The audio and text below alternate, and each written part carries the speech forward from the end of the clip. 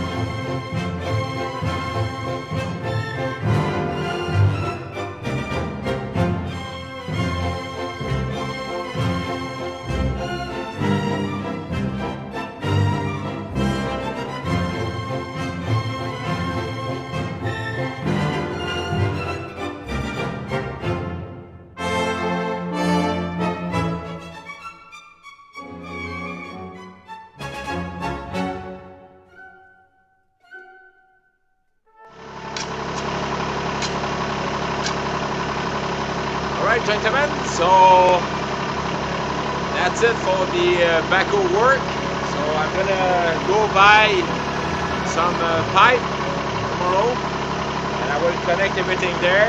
So all the water from the house will be drained there. And and I have to still to do a I still have to do a trench from there, but that's later on. Alright, cheers!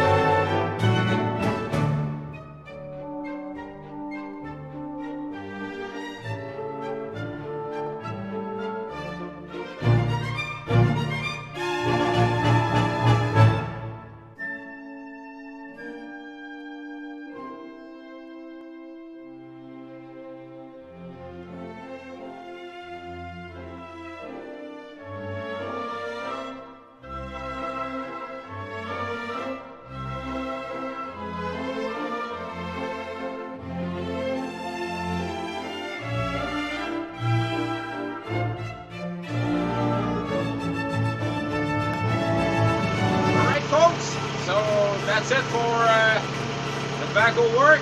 So I have my trench, the other one to bring all the water, and the water will go that way. So tomorrow it's the piping work. Alright, so have a good night. Cheers.